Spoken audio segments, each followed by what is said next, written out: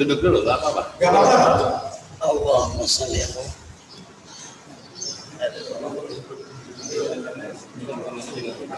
Oh iya.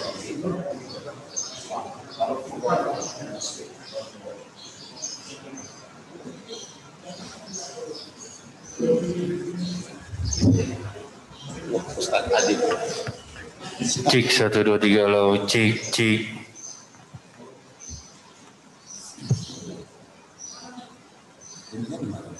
Mike.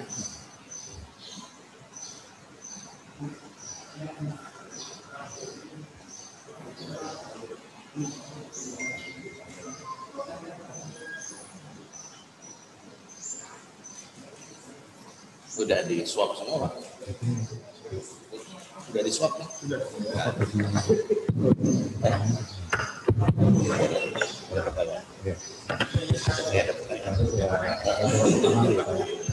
Pertama ini Bapak ya.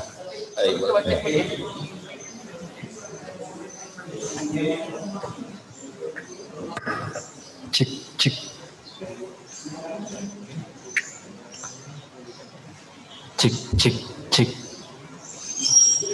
Cik lo.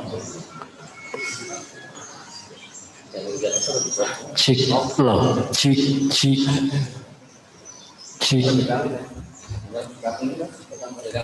Cik lo. Ciktis lo. Ciktis.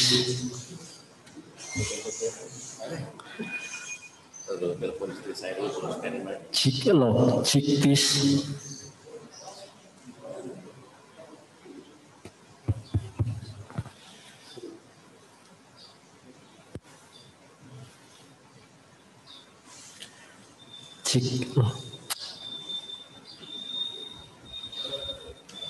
Cik lo masih kecil mas. Cik lo, cik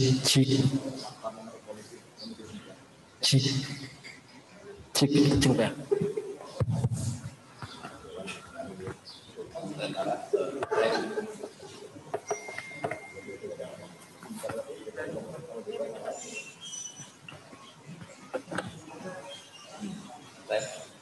Udah siap.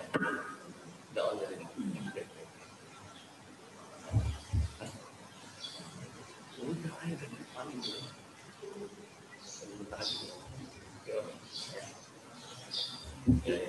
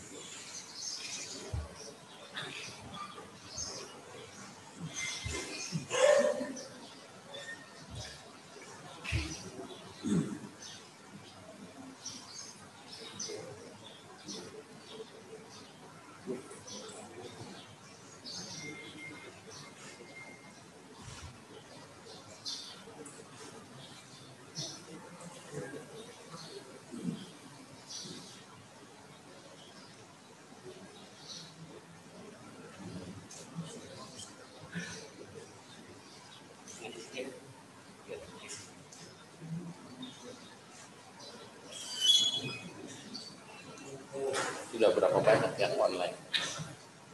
Itu namanya.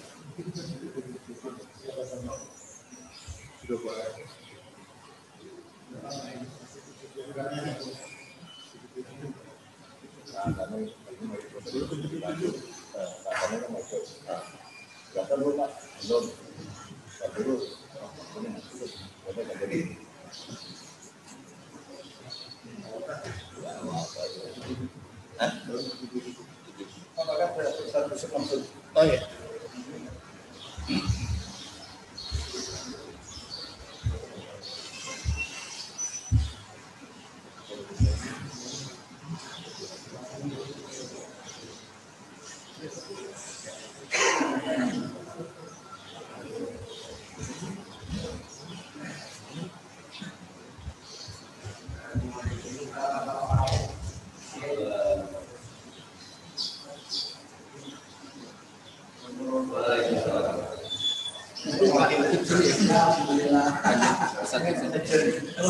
Ini Inara sini Ustaz komplit yang sudah sini. Ini enggak prosedurnya gitu. Sama Pak Adil. Kamu harus manut ya. Sebenarnya Pak Adil. Monggo. Ini.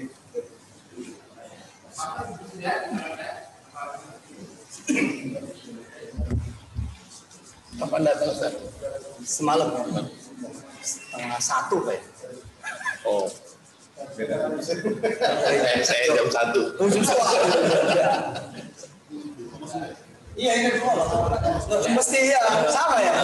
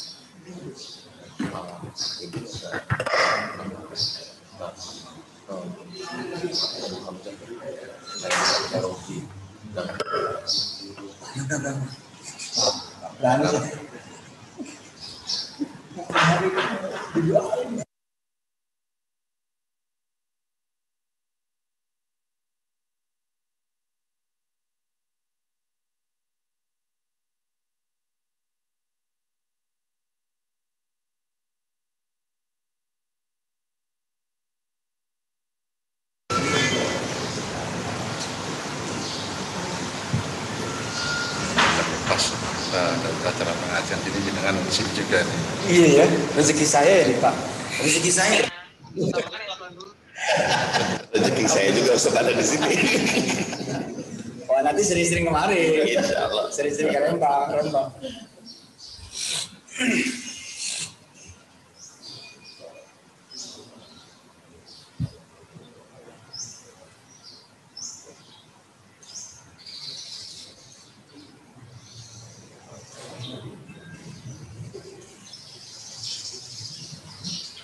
Enak suasananya ya.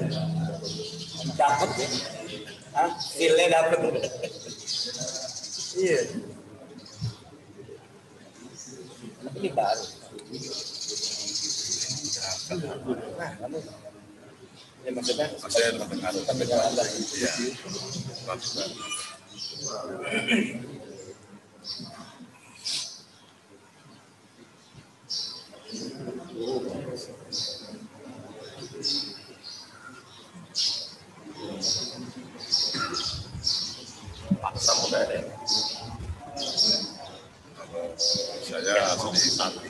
Pati. Kalau ke Dulu main-main. Masih dalam aku. biasa satu kampung. Oh, siap.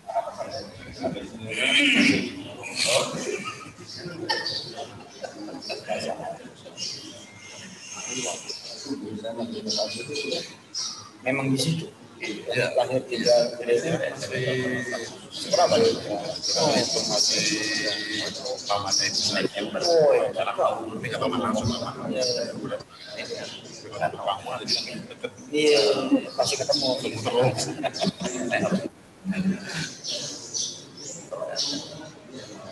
Pati sini aja.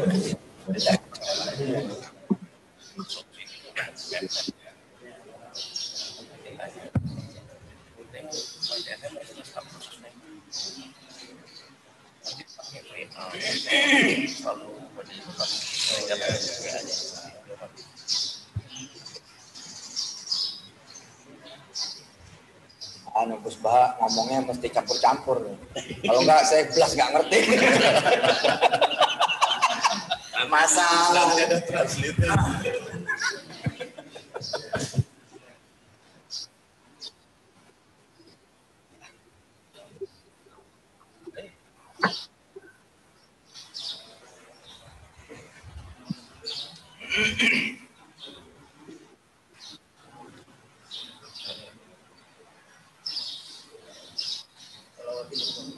Allahumma salli.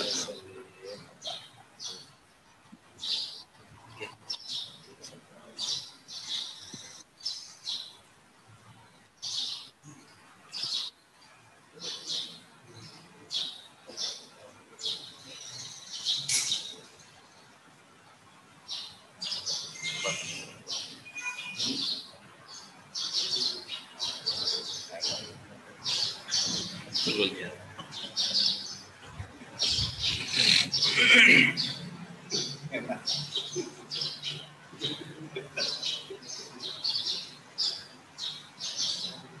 Enak kursinya ya. Untuk acara ini Bisa dibawa pulang. Ntar kita minta mau Gus Bahar. Beli sama minta kan beda. Ada berkata. Dan saya mau bawa yang ini.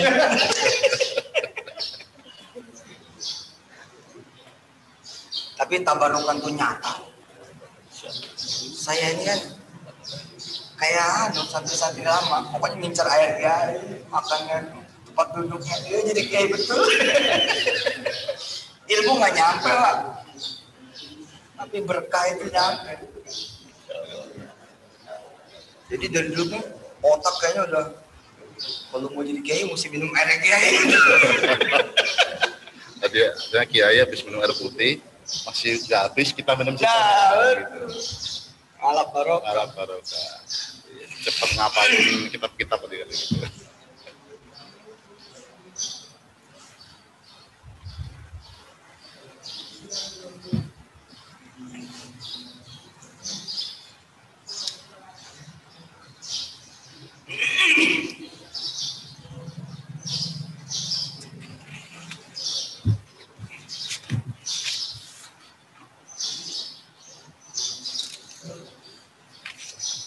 Tadi pagi ya di hotel full, kalau ada teman-teman BPK banyak. Dulu kan kita sering di masjid BPK. Yang sekarang belum. Covid. Makanya mode keras.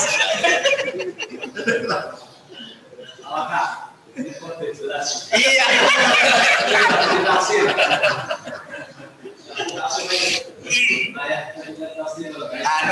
Nomor saya udah maju kan.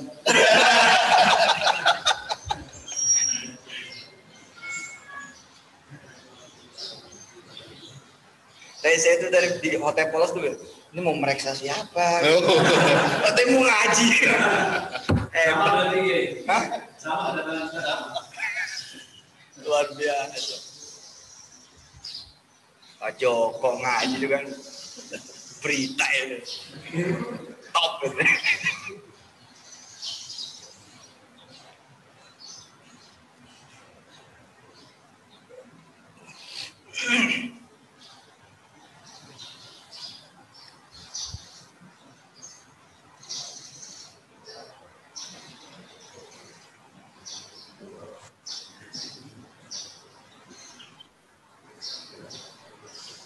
teman-teman udah standby berarti di Jakarta.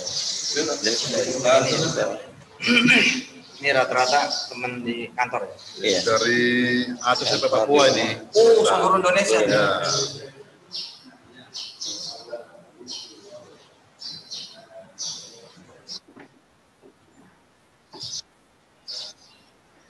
Ini aja bikin serem nih kepala daerah. Baitul Hasib. Ngeri. Ustaz itu yang ngasih kayak Aliapi, Allahu Akbar. yang ngasih nama, Dan masih ada beliau. yang meresmikan Gus Dur. Oh. Namanya memang langsung dari Aliapi.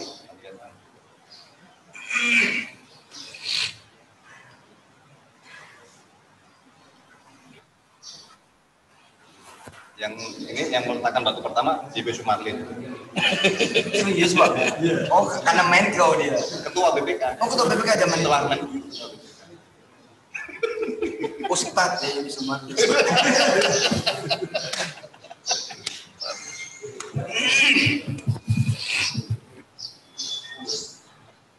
Tapi ini model pengajian kantor begini, saya baru kepikiran juga. Cerdas juga BPK. Inggris.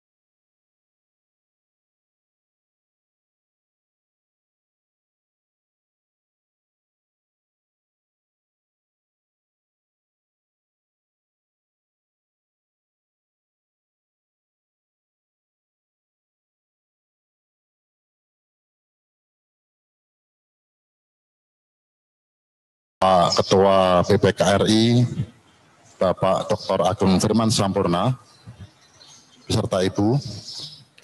Yang terhormat Bapak Wakil Ketua BPK RI, Bapak Dr. Agus Joko Pramono, alhamdulillah beliau hadir di sini, beserta Ibu yang hadir secara virtual. Yang terhormat Bapak Anggota 1 BPK, Bapak Dr. Hendra Susanto, beserta Ibu.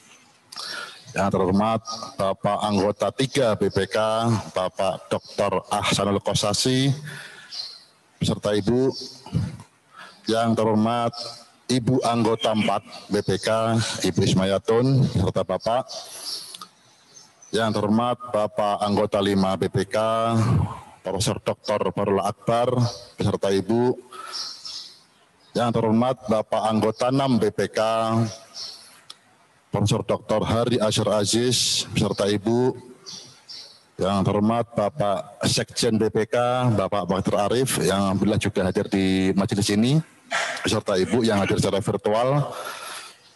Bapak Ibu pejabat tinggi Madya, Bapak beserta Ibu, Bapak Ibu pejabat tinggi pertama di BPK RI, dan juga tak lupa Ustadz kita alhamdulillah hadir di sini. Di sebelah saya Ustadz Yusuf Mansur, alhamdulillah beliau bisa hadir di sini juga, serta para hadirin hadirat sekalian, jamaah Masjid Baitul Hasib BPK, serta seluruh yang hadir dalam forum ini, baik dalam majelis ini maupun secara virtual.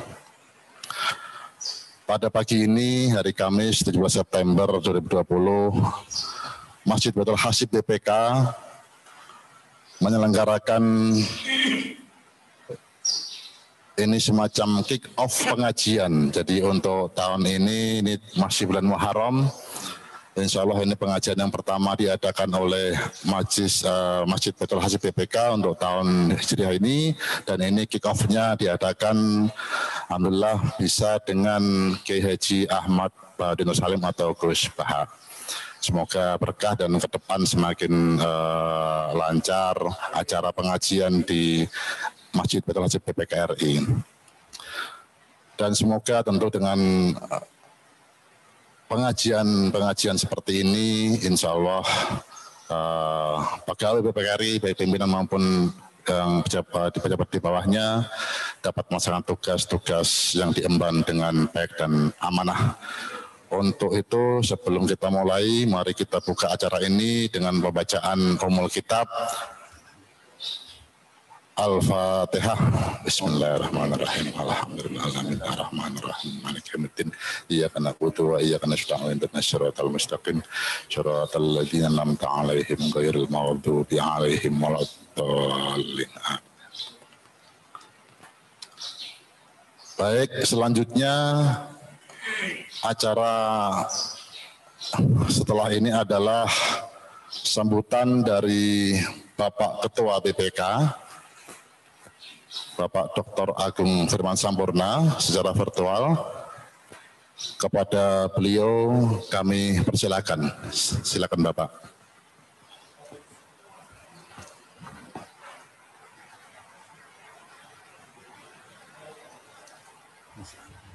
Di kantor.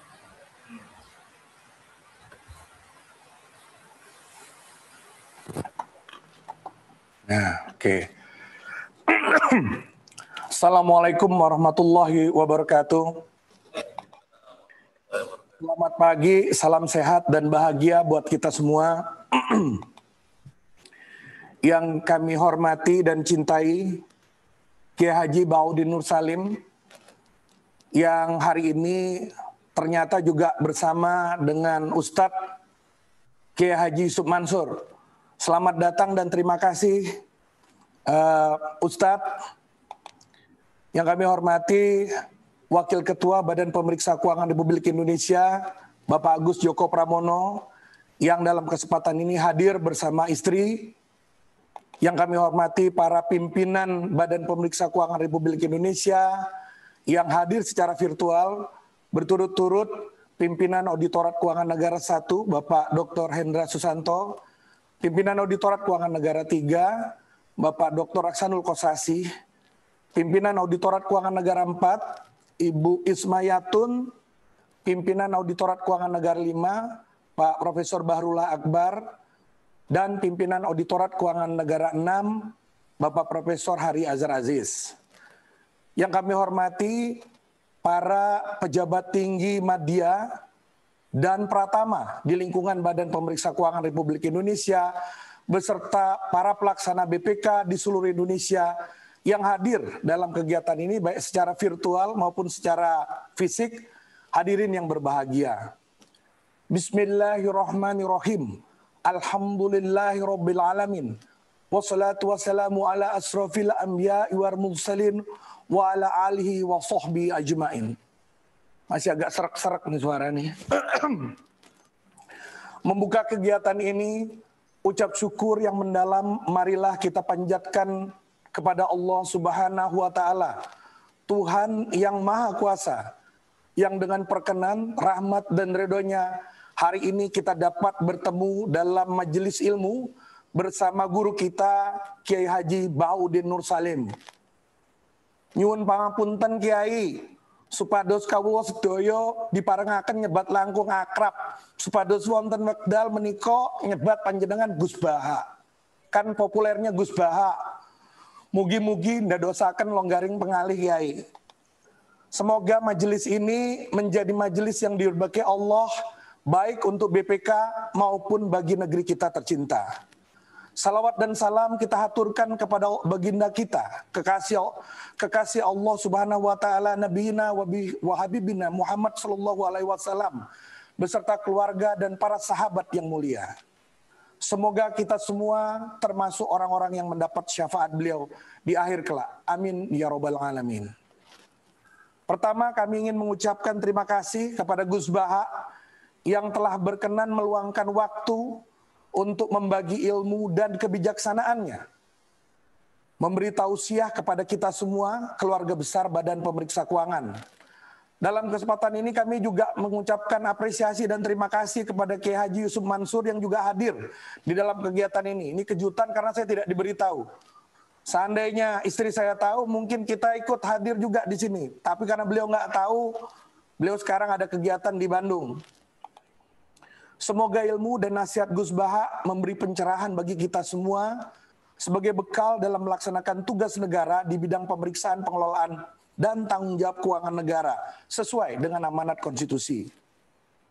Sematen petingipun tausiah Gus Baha, dumugi Wakil Ketua BPK Pak Agus Joko Pramono kalian Sekretaris Jenderal BPK ngerawi dumateng Padepokan Pesantren Panjenengan Kiai. Kemudian sebagai informasi, perkenankan kami menyampaikan bahwa dalam melaksanakan tugasnya, BPK memiliki kode etik dan 3 nilai dasar yang menjadi landasan setiap aktivitas kami, yaitu independensi, integritas, dan profesionalisme, disingkat IIP. Ketiga nilai dasar tersebut menjaga marwah dan kredibilitas BPK sehingga harus dimiliki, bahkan dijiwai, karena merupakan tuntunan yang mengarahkan seluruh aktivitas pimpinan dan pelaksana di lingkungan Badan Pemeriksa Keuangan. Agar dapat berperan optimal dan menjadi role model, menjadi panutan dengan pendekatan leading by example, memimpin dengan memberi contoh. Selain itu, kegiatan kajian agama Islam, tausiah, seperti yang diselenggarakan pada hari ini, kami yakin memiliki peran penting dalam rangka penguatan penerapan kode etik dan nilai-nilai dasar BPK. Karena pada dasarnya kode etik dan nilai dasar tersebut merupakan bagian dari nilai-nilai ajaran Islam yang bersifat universal. Hadirin yang berbahagia, sebagai pimpinan BPK kami berharap kegiatan kajian seperti ini dapat dilaksanakan secara berkesinambungan dalam rangka menanamkan pemahaman bagi seluruh insan BPK bahwa hal-hal yang menjadi landasan dalam pelaksanaan tugas dan tanggung jawabnya sejalan dengan ajaran Islam. BPK adalah lembaga yang mengusung akuntabilitas sebagai tagline, accountability for all, akuntabilitas untuk semua. Akuntabilitas secara sederhana dapat didefinisikan sebagai komitmen dan kemampuan untuk melakukan segala sesuatunya dengan cara-cara yang dapat dipertanggungjawabkan. Konsep akuntabilitas ini juga merupakan bagian fundamental dalam ajaran Islam yang mengajarkan bahwa setiap kita akan diminta pertanggungjawaban atas apa yang kita lakukan sebagaimana firman Allah Subhanahu wa taala dalam Quran surah Al-Hasyr ayat 18. Ya ayyuhalladzina amanu taqullaha faltansur nafsun wa qaddamat liqad wattaqullaha innallaha khabirum bima ta'malun. Yang artinya, wahai orang-orang yang beriman, bertakwalah kepada Allah dan hendaklah setiap orang memperhatikan apa yang telah diperbuatnya untuk hari esok. Dan bertakwalah kepada Allah, sungguh Allah Maha teliti terhadap apa yang kamu kerjakan. Oleh karena itu, lebih dari itu, kegiatan hari ini bagi keluarga besar BPK, tausiah kali ini, juga diharapkan menjadi semacam mitigasi resiko penyimpangan agar tahan terhadap godaan yang mungkin dihadapi dalam pelaksanaan tugas. Saumpami pun kegodom boten dumugi ngerisak tatanan. Akhir kata, kami ucapkan terima kasih kepada semua pihak yang telah mendukung terselenggaranya acara ini. Semoga Allah Subhanahu wa taala, Tuhan yang Maha Kuasa memberkahi, meridhoi dan melindungi kita semua agar kita senantiasa terjaga, tetap sehat dan selamat, khususnya dari ancaman pandemi COVID-19. Amin ya rabbal alamin. Wallahu muwaffiq ila aqwamit thoriq. Wassalamualaikum warahmatullahi wabarakatuh. Terima Terima kasih Bapak Ketua, luar biasa beliau memberikan arahan-arahan terutama terkait dengan nilai dasar BPK, integritas, independensi, dan profesionalisme. Moga-moga nanti Gus Baha bisa memberikan ilmu atau ijazahnya terkait dengan 3 hal ini kepada kita semua agar para pejabat dan pegawai BPK bisa melaksanakan amanah dengan baik. Amin. Selanjutnya acara yang kita tunggu-tunggu, tausiah dan mauidah hasanah dari Gus Baha. Monggo kami persilakan Gus.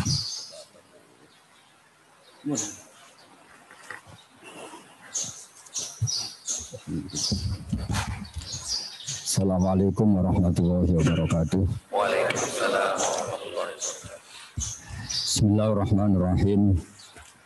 Alhamdulillahirabbil alamin wassalatu wassalamu ala asyrofil mursalin sayyidina Maulana Muhammadin wa ala alihi wa sahbihi asma'in amma ba'du. Yang sangat saya hormati Ketua BPK Dr. Agung Firman Sampurna yang tadi pakai bahasa Jawa. Kata Ustadz Yusuf Mansur itu ngerpek apa enggak tahu.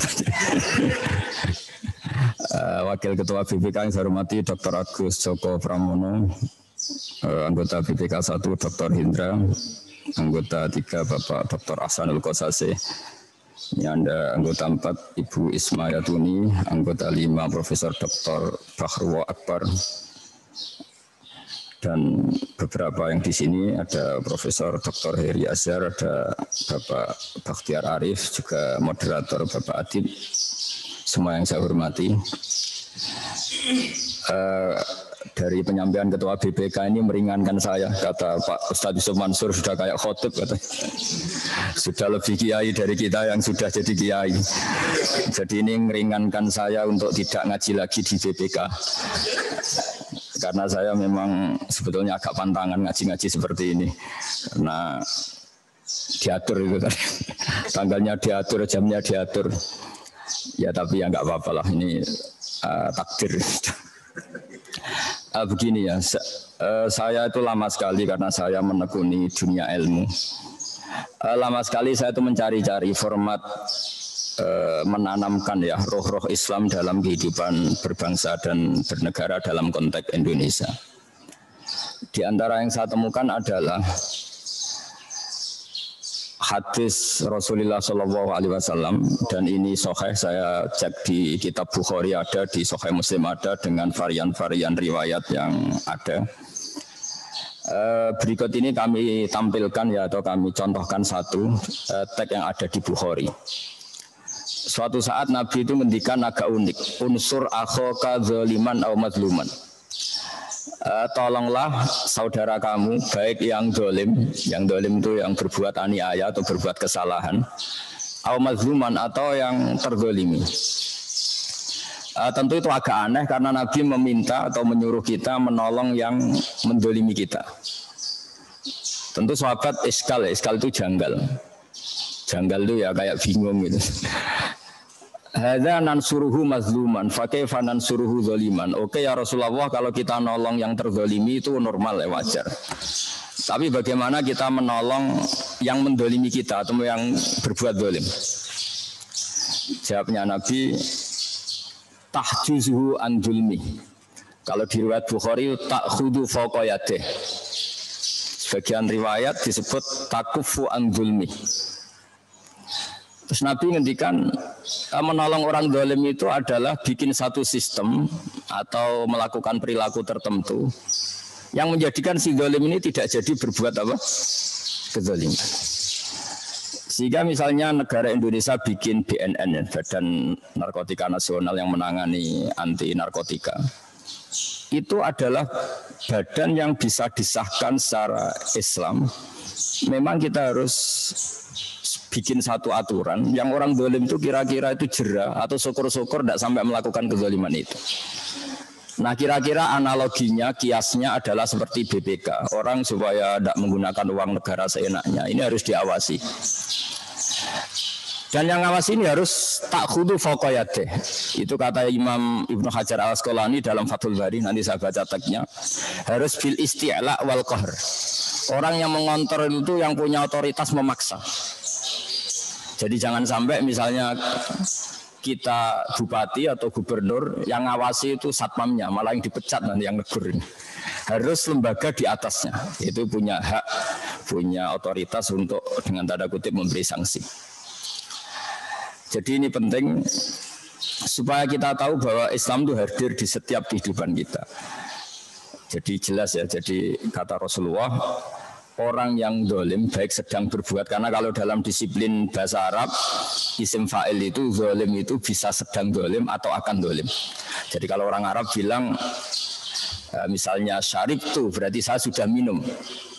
Tapi kalau asyrobu bisa saya sedang minum atau akan minum. Begitu juga di isim fa'il. Zolimun sedang dolim atau akan dolim. Nah yang akan atau sedang dan akan ini harus diawasi oleh satu institusi atau lembaga atau otoritas yang di atasnya.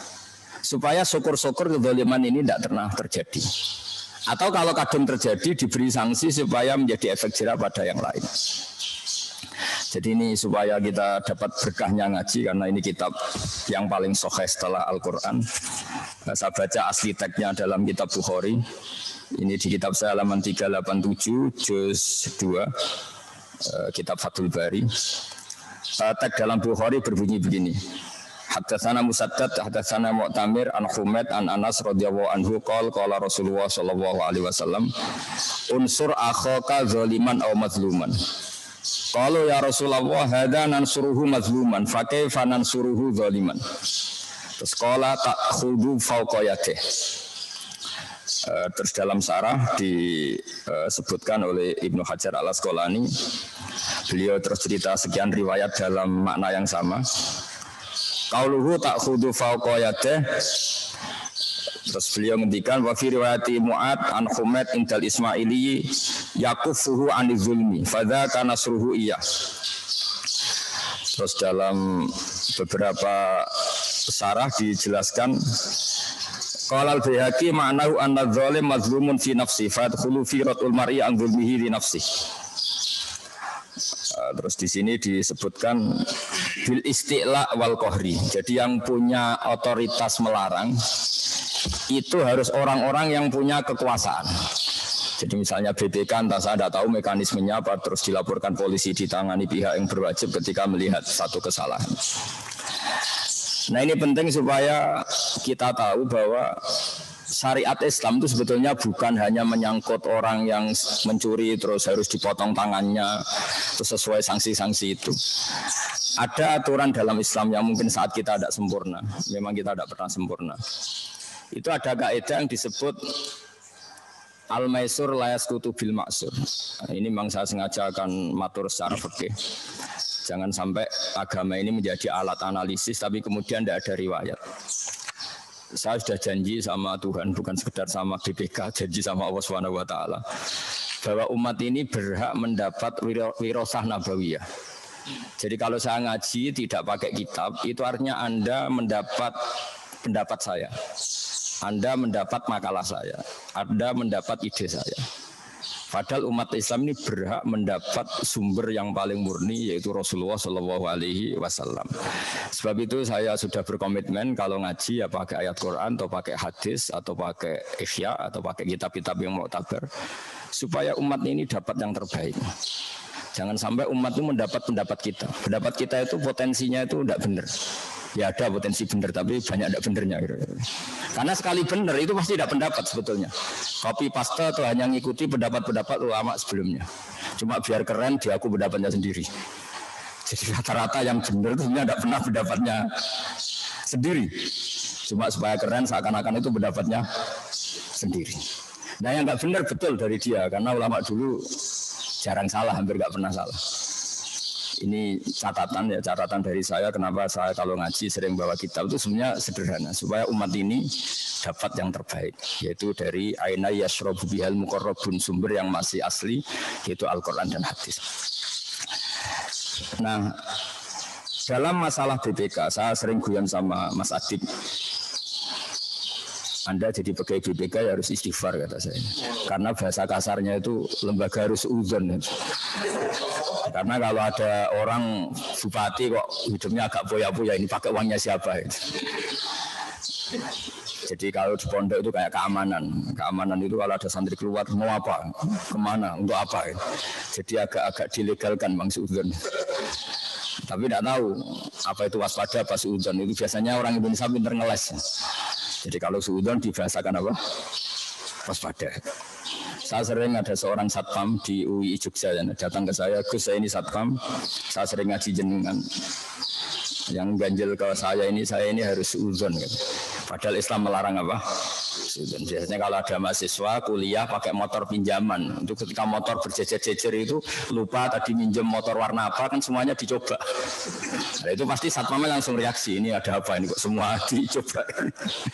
Setelah ditanya ternyata jawabannya, wah ini tadi saya pinjam motor milik teman saya, jadi nggak sempat niteni, nggak sempat mana yang saya pinjam sehingga saya coba-coba.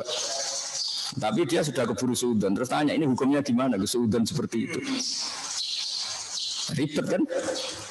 Atau misalnya saya bupati punya kekayaan warisan, terus saya liburan di Singapura, ketemu Mas Adib, mesti dia berhak curiga, saya enggak. Karena beliau punya otoritas BPK, saya enggak berhak curiga, dia berhak curiga. Ini kan jadi tidak adil. Saya curiga ke dia agak boleh karena diberi otoritas, dia curiga ke saya boleh. Padahal saya main ke Singapura ini karena saya anak orang kaya misalnya. Tapi harus disuudoni karena saya pejabat apa? Publik. Jadi kalau orang fikih itu tertariknya itu sama hal seperti itu. Saya punya kajian kitab dikarang oleh Habib Muhammad bin Abdillah Al-Haddar, mertuanya Habib Umar. Namanya Ajalatus Sibab. Itu beliau cerita tentang hay'ah, tentang lembaga. Itu bagus sekali. Termasuk lembaga agama. Beliau cerita ini yang terkait saya dan Ustadz Yusuf Mansur adalah misalnya lembaga agama.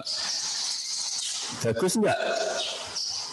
Lembaga agama didirikan untuk ngecek mana aliran yang salah atau benar, mana kelompok yang salah atau benar.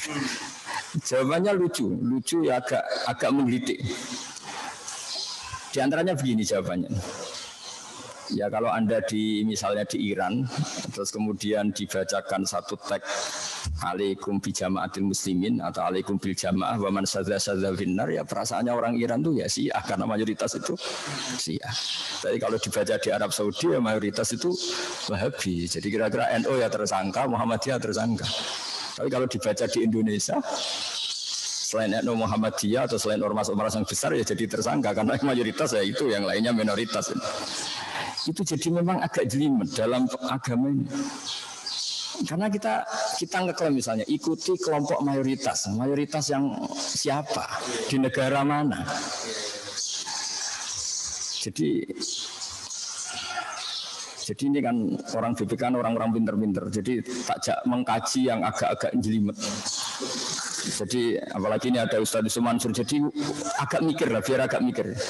Jangan kira karena saya diminta terus saya akan bilang datang ke Kiai Surga, melihat Kiai Surga, itu kenaan sampean. Ini mikir dulu, ada itu. Itu makanya kita ini mikir kalau hadis itu dibaca di Iran, kira-kira alaikum bil jamaah mayoritas, ikuti mayoritas, itu kira-kira siapa coba? Syiah. Kalau dibaca di Arab Saudi, wah. Nah, yang ribet kalau dibaca di negara yang abangan, mayoritas ya orang abangan. Sebab itu ini pentingnya ulama. Ulama akan terusik oleh teks-teks seperti itu terus mendikan bil jamaah yakni al-haq. Wa in kana nafaran qalilan. Artinya pengikut kebenaran. Karena kebenaran itu adalah hakikat yang dihitung Allah. Meskipun secara lahir jumlahnya sedikit. Jadi misalnya gini, bumi ini kan luas sekali. Itu yang dalam pandangan Allah, mestinya nazari riayah. Itu hanya orang-orang yang sujud, yang baca Quran. Kalau boleh GR ya yang kita-kita inilah yang dilihat. Sehingga dalam hadis qudsi masyhur itu, Allah ngendikan saya melihat penduduk bumi, kemudian saya ingin mengadab mereka karena mereka berbuat maksiat, curang, gini. Tapi ketika saya melihat ada yang sujud, ada yang baca Quran, ada yang bertasbih, kemudian azab itu saya urungkan. Artinya yang dianggap jamaah oleh Allah adalah orang yang bereksistensi terhadap kebenaran, meskipun jumlahnya sedikit. Tapi sedikit ini yang dilihat Allah. Jadi ibarat misalnya saya punya anak yang saya cintai, ikut bis, semuanya pemabuk, semuanya orang maksiat. Terus malaikat Israel lah, atau malaikat bagian panitia musibah misalnya. Ini mobil mau saya hancurkan, mau saya gulingkan. Pasti yang dipertimbangkan Allah. Tapi jangan, di situ ada anaknya orang soleh misalnya, atau ada orang soleh. Meskipun jumlahnya satu dibanding mayoritas tadi yang 50, tapi ini yang dipertimbangkan. Nah, di sini pentingnya ayat wa ma kana Allahu liyu'adzibahum wa anta fihim. Jadi Allah tidak akan menyiksa komunitas besar. Di situ masih ada nabi. Nah, nabi itu bisa fisik, zaman nabi hidup tentu itu fisik, atau tidak fisik. Misalnya mahabbatu Rasulullah sallallahu alaihi wasallam fi qulubihim. Nabi tidak wujud secara fisik, tapi keberhadirannya ada di hati kita. Itu juga menjadi alasan lah kira-kira dibahasakan gitu, Allah tidak menyiksa. Wa ma kana Allahu liyu'adzibahum wa anta. Jadi contoh analogi paling gampang, Anda misalnya melihat orang Jakarta karena misalnya banyak maksiat, terus Anda ingin Jakarta kena adab. Tapi kalau di situ ada anak kamu, ada putri kamu, ada santri kamu, ada orang-orang yang kamu cintai, tentu ingin nggak kena adab. Meskipun orang yang benar ini minoritas. Begitu juga misalnya Rembang juga gitu, semua contoh seperti itu. Nah, sehingga ada ulama mengatakan alaikum bil jamaah itu bi isobatil haq, kelompok yang benar meskipun jumlahnya sedikit, karena itu mahallu nazarillah, itu yang menjadi pertimbangan Allah. Makanya di sebuah riwayat disebutkan laula rijalun ruk'aun wa subyanun ruddaun wa bahaimur ta'un la subabna alaikumul adzab subba. Andai kan saya tidak melihat beberapa orang yang melakukan sujud, beberapa anak-anak kecil yang masih mentetek ibunya, yang masih menyusu sama ibunya, dan beberapa hewan, diantaranya itu malah Allah menyebut itu karena hadis qudsi hewan, karena hewan itu nggak bisa berdosa karena tidak mukallaf, maka akan saya turunkan azab. Nah, di sini pentingnya nafarun qalil, kelompok kecil tapi mempertahankan apa? Kebenaran. Sehingga kebenaran itu sebetulnya tidak harus menang-menang banget, karena itu nggak mungkin lah. Yang namanya mamin yaumin illa ba'dahu syarrun minhu, kata Nabi, tidak ada hari kecuali berikutnya akan lebih buruk. Tapi bahwa kebenaran ini harus ada, karena itu mahallu nazarillah. Nah, lalu kebenaran itu apa? Kebenaran adalah mengikuti konsep yang dibawa Rasulullah SAW. Di antaranya adalah ada otoritatif ahlul haq yang bisa mengkontrol ahlul batin. Jangan sebaliknya ahlul batil mengontrol ahlul haq. Jadi kira-kira ya ada lembaga BNN yang pengedar narkoba itu takut. Berarti yang hak menang, yang batil kalah. Buktinya yang lari yang pengedar narkoba, jangan polisinya yang lari. Jangan kayak di Kolombia dulu, yang aparatnya sampai takut sama bandar apa? Narkoba. Nah, yang penting itu Indonesia itu masih kita bela secara Islami bahwa jangan sampai ketika ngaudit BPK yang takut karena yang diaudit lebih kuat, lebih galak atau lebih punya channel yang lebih kuat. Itu jangan sampai. Indonesia harus semua kekuatan yang untuk menegakkan kebenaran harus lebih kuat ketimbang kebatilan. Nah, ini yang disebut wala yumakkinanna lahum dinahumul ladzi irtadha lahum wa la yubaddilannahum min ba'di khaufihim amna. Jadi ciri utama kemenangan agama adalah otoritas kebenaran ini punya kekuatan tamkin, punya kekuatan mendikte pada yang batil. Jangan dibalik. Jadi kira-kira ya kalau ada preman yang premannya lari dari Satpol PP, jangan dibalik, karena premannya menguasai area perapatan itu, Satpol PP-nya yang lari. Begitu juga dalam kebenaran-kebenaran yang lain. Misalnya saya tahu, misalnya Ustadz Yusuf Mansur sangat mencintai Quran, sangat mensyariatkan Quran. Ini juga harus punya kebenaran otoritatif. Jangan sampai ulumul Quran ini dibajak oleh orang-orang yang tidak ahlinya. Tidak ahli itu macam-macam, mungkin nggak pernah mencintai Quran sampai menghafal, mungkin macam-macam lah, tidak ahli. Sehingga dalam sebuah hadis unik, Nabi itu pernah menghentikan kepada Mu'adz bin Jabal, inna akhwafa ma akhafu ala ummati, saya yang paling saya takutkan kepada umat saya itu diantaranya kata Nabi fitnatul Quran, fitnah orang mengkaji Quran. Sahabat kaget, kenapa ya Rasulullah? Ketika Quran itu dibuka secara transparan, secara terbuka, itu qara'ahul barru wal fajir, orang baik ya baca, orang fajir juga baca.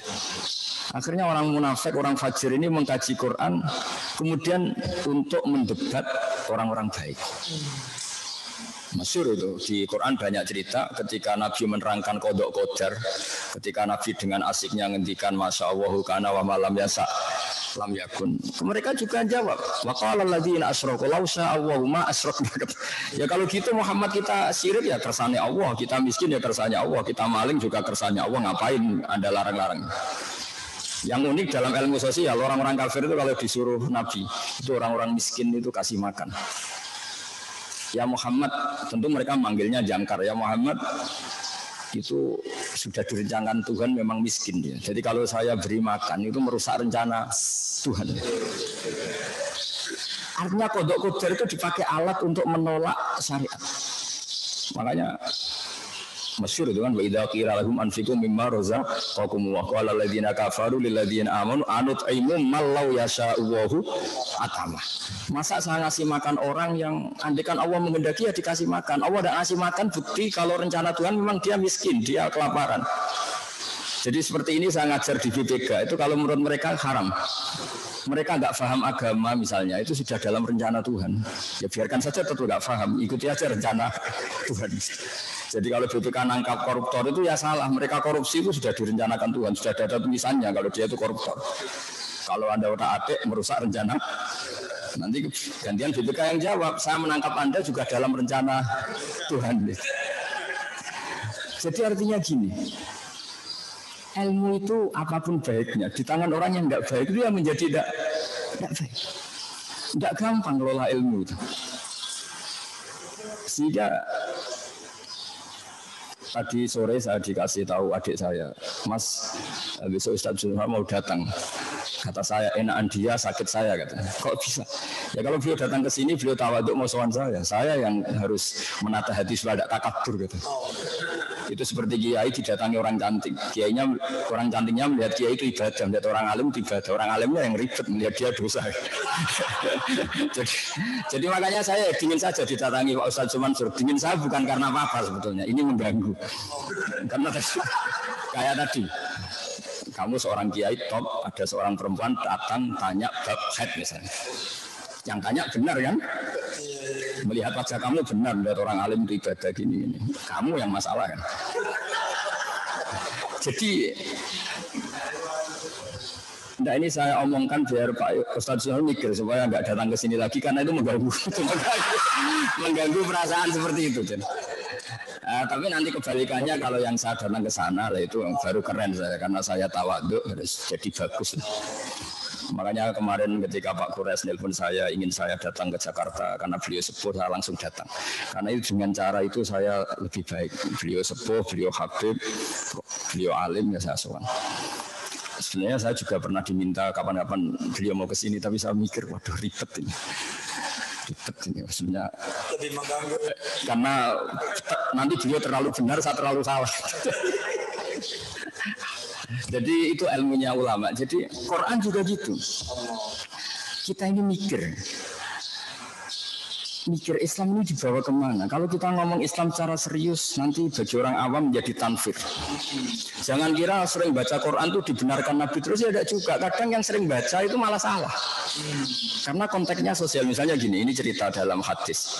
Ada petani yang tentu sibuk ngerawat piaraannya atau ngerawat tanamannya. Makmum ke Mu'ad. Mu'ad ini ahli Quran masyhur. Dia bacanya Quran enak terus panjang. Singkat cerita si petani ini mufarokoh itu melepas ikatan sholat dengan imam, kemudian dia meneruskan sholatnya sendiri, itu sah dalam fikih. Mu'ad tersinggung, kemudian bilang nafaqah fulan, ini orang munafik, diajak sholat secara baik dan benar malah lari mufarokoh. Akhirnya dua orang ini lapor kepada Rasulullah, yang satu lapor, ya Rasulullah ini Mu'ad gak benar. Ngimami di daerah pertanian kok bacanya Baqarah. Kita akhirnya terganggu pekerjaan kita. Itu dulu petani aja terganggu, apalagi kalau kernet, apalagi kalau supir. Terus, tapi uniknya apa? Yang disalahkan Nabi itu yang Mu'ad. Afattanun anta ya Mu'ad. Kamu ini tukang fitnah. Inna minkum munafirin. Kamu ini menjadikan orang lari dari Quran. Gara-gara kamu baca panjang, akhirnya orang ini kecelok lari dari Quran. Jadi tidak gampang ngelola kebenaran. Jadi yang disalahkan Nabi itu yang Mu'ad, bukan yang karena menyebabkan orang lari dari Quran karena kelamaan. Makanya saya sering cerita ke kiai-kiai, kalau Anda tahlil jangan lama-lama. Nanti orang itu bosan sama la ilaha illallah. Sebenarnya bosan sama Anda, tapi Nah, Anda kuat lama karena Anda aktornya kan? Iya kan kita misalnya yang ngomong kan kita aktor mesti betah, tapi yang dengerin corong Jawa gak lakon, ngapain lama-lama wong sada lakon. Makanya saya kalau ngaji di mana-mana itu mesti cepat, tak jamin. Makanya tidak usah khawatir lama-lama, ini pasti saya cepat. Saya betah lama karena saya aktor, tapi kalau sampai karena kemungkinannya sampai itu dua. Kalau paham ya ingin nggak lama-lama karena sudah paham. Kalau tidak paham namanya nggak paham ya nggak asik. Kadang setengah paham setengah enggak, ini yang ribet.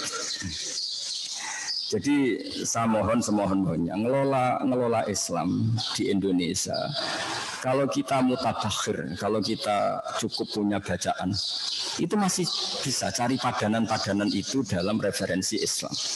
Yaitu diantara ciri utama agama diridani Allah adalah wala yumakkinanna lahum dinahumul ladzi irtadalahum wa la yubaddilannahum min ba'di khaufihim amna. Dulu yang memperlihatkan Islam takut sama orang kafir karena orang kafir mayoritas. Dulu ketika banyak begundal, banyak preman, orang yang soleh takut sama preman. Jadi sekarang alhamdulillah barokahnya ada BNN yang pengedar narkoba yang takut, barokahnya ada BPK, KPK yang korupsi yang takut. Itu sudah menang kita. Karena ada khauful zalim min sholihin, orang yang zalim takut sama orang soleh. Jangan sampai kita ngalami yang soleh takut sama yang zalim. Sehingga dalam hadis itu disebut oleh Nabi ta'khudu fawqiyatih.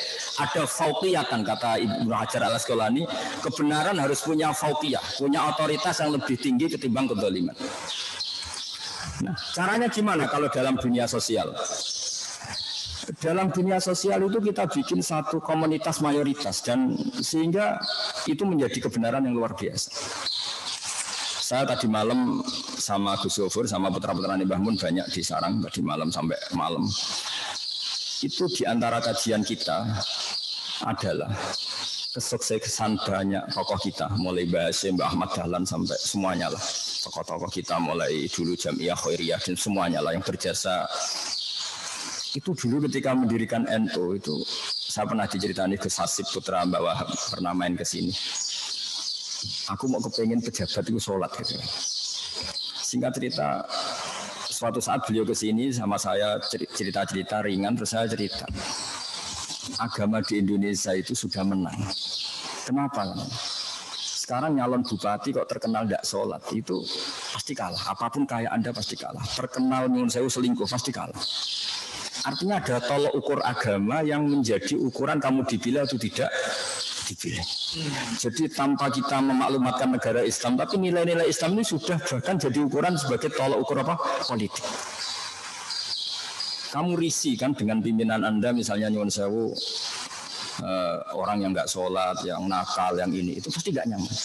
Artinya apa? Nilai-nilai agama di Indonesia itu sudah, alhamdulillah sudah menjadi nilai politik.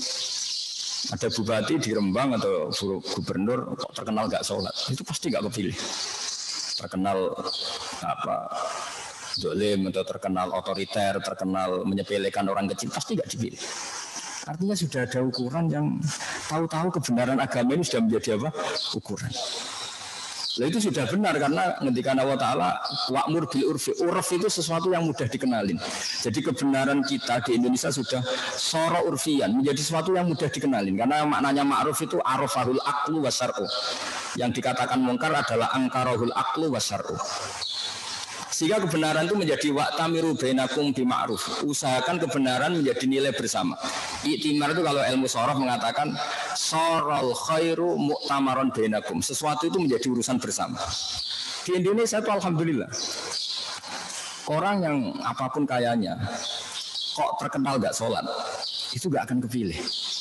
Orang gak nyaman sama Tuhan saja gak takut, apalagi sama KPK, apalagi sama BPK. Mesti perasaannya orang seperti itu. Dan itu tidak gampang menciptakan suasana seperti itu. Nah saya minta Pak Ustadz Yusuf Mansur semuanya yang mencintai Quran juga gitu.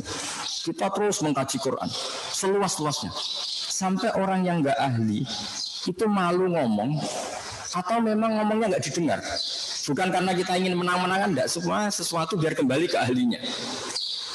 Ya saya ulang lagi, biar sesuatu itu kembali ke ahlinya. Jangan mentang-mentang artinya jamak itu mengumpulkan sholat terus jamaknya asar sama maghrib. Ya ada yang jamak asar itu sama maghrib. Karena yang dimaksud jamak itu mengumpulkan dua sholat. Terus kosor itu meringkas sholat dari 4 menjadi 2, maunya diambil 50%. Akhirnya subuh diambil 50% ya 1. Tapi barokahnya aturan jamaah itu dipraktekkan guru-guru kita, rombongan bis jamaah apa-apa. Mereka tahu, oh ternyata jamaah itu hanya zuhur dan asar, asar dengan zuhur, maghrib dengan isya. Jadi kebenaran itu menjadi amron urfian, sesuatu yang jadi konsensus. Nggak boleh kamu benar sendiri, itu namanya kitmanul ilmi. Saya banyak baca tafsir. Itu kalau mengutarakan kebenaran yang masyhur di Indonesia, misalnya tafsir Jalalain, tafsir Munir, itu indah sekali. Misalnya ketika ada ayat, jika kamu bepergian dan kamu ingin mengqashar sholat, falaisa alaikum junahun an taqsuru minas sholat.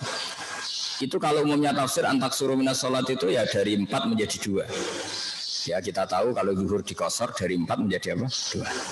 Tapi sebetulnya itu tafsir yang kurang luas. Kata banyak ulama mufassir yang lebih luas. Qasrun itu artinya mencendak atau meminimalkan dari aturan yang banyak menjadi aturannya sedikit. Jadi dari 4 menjadi 2 itu juga qasrun.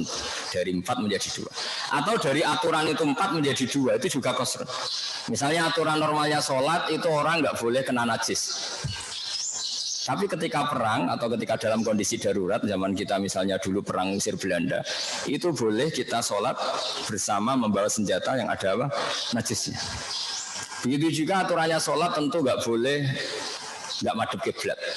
Tapi di sholat sibdatil khaufi dalam kondisi tertentu boleh sholat tidak menghadap apa? Kiblat. Itu juga namanya antak suruh minas sholat. Itu juga namanya qasrus sholat. Karena maknanya sama, dari 4 menjadi 2, dari aturannya banyak menjadi sedikit. Dulu aturannya sholat misalnya nggak boleh ada gerakan banyak. Tapi di kondisi tertentu kayak kita dulu zaman ngusir penjajah, harus ada gerakan banyak. Misalnya kamu tengah sholat mau ditembak, harus lari dan nggak harus membatalkan apa? Sholat. Itu yang disebut fa'in khiftum farijalan auruk dana. Nah, orang-orang ahli Quran harus terus ngomong seperti ini supaya Quran kembali ke marwahnya, ke ahlinya. Kalau enggak, nanti yang tidak ahli pun ngomong dan itu bahaya. Jadi saya ulang lagi, nah saya mohon BPK juga seperti itu. Ini memang lembaga yang benar-benar lembaga audit. Dan harus punya al-qudrah wal isti'la. Hanya qudrah itu kemampuan ditakuti. 1, pakai otoritas negara misalnya polisi. 2, memang kamu bersih. Apapun kekuatan Anda, kalau Anda tidak bersih itu orang itu mesti tidak takut. Aneh-aneh Pak sok suci, saya sendiri tahu data Anda. Mitra korupsi Anda itu teman saya punya datanya. Mesti kamu takut. Meskipun kamu punya backing, tapi kalau digituin kan takut. Jadi untuk tidak takut itu bukan sekedar dengan makna kekuatan negara, tapi juga Anda sendiri punya perilaku yang menjadi orang lain itu takut. Jadi itu hebatnya Islam. Jadi kita masih bisa nyari-nyari dalil tentang kenapa harus ada BNN, harus ada KPK, harus ada BPK. Memang inginnya Islam itu ada syaukatus soleh ala zalim. Orang soleh yang punya otoritas mengalahkan orang apa?